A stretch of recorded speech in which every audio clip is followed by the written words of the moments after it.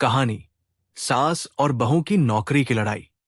गांव के एक छोटे से परिवार में सास शांता देवी और उनकी बहू नीतू रहती थी। शांता देवी पुरानी सोच की महिला थी और मानती थी कि बहुएं घर में रहकर घर संभालें। दूसरी ओर नीतू पढ़ी लिखी और आधुनिक विचारों वाली थी। शादी के बाद से ही नीतू ने जिद कर रखी थी कि वो अपनी नौकरी जारी रखेगी। प्रारंभिक टकराव। सुबह का वक्त था। शांता देवी पूजा करके आईं और देखा कि नीतू ऑफिस के लिए तैयार हो रही है। शांता देवी कड़वे स्वर में, बहू, ये क्या तमाशा है? रोज सुबह सुबह निकल जाती हो, घर के काम कौन करेगा? नीतू शांत स्वर में, माँ जी, मैं ऑफिस जाती हूं तो हमारी घर की आर्थिक स्थिति बेहतर होती है। आजकल एक कमाई से घर चलाना मुश्किल है।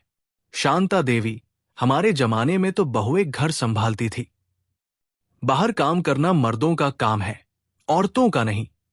नीतू, माँ जी, जमाना बदल गया है। आजकल औरतें भी घर और बाहर दोनों संभालती है। नौकरी करना मेरे लिए सिर्फ पैसे कमाना नहीं है, ये मेरी पहचान है।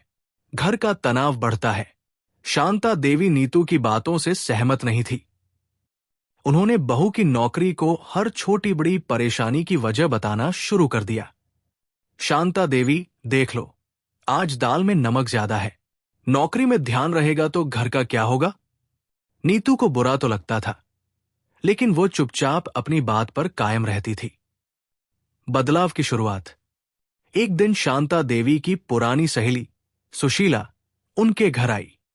बातचीत के दौरान सुशीला ने कहा, सुशीला, शांता, तेरी बहू तो बड़ी होशियार है, नौकरी करती है और घर भी संभालती है।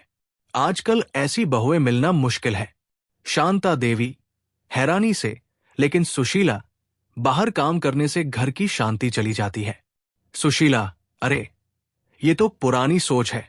मैंने अपनी पोती को इंजीनियरिंग पढ़ाई है और वो भी नौकरी करती है। औरतें अब आत्मनिर्भर हो रही है। ये पूरे परिवार के लिए गर्व की बात है।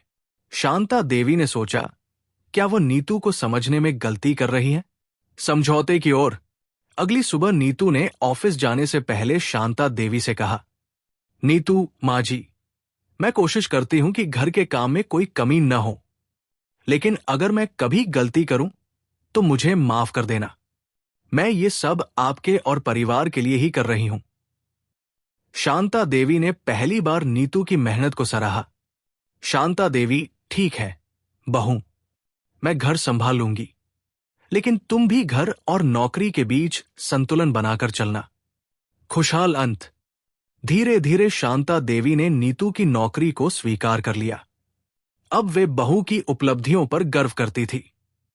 नीतू ने भी हर रोज घर और ऑफिस के बीच सामंजस्य बैठाने की कोशिश जारी रखी। इस तरह सास और बहू के बीच की ये नौकरी की लड़ाई एक समझदारी और सहयोग में बदल गई। दोनों ने एक दूसरे की सोच को समझा और मिलकर परिवार को खुशहाल बनाया।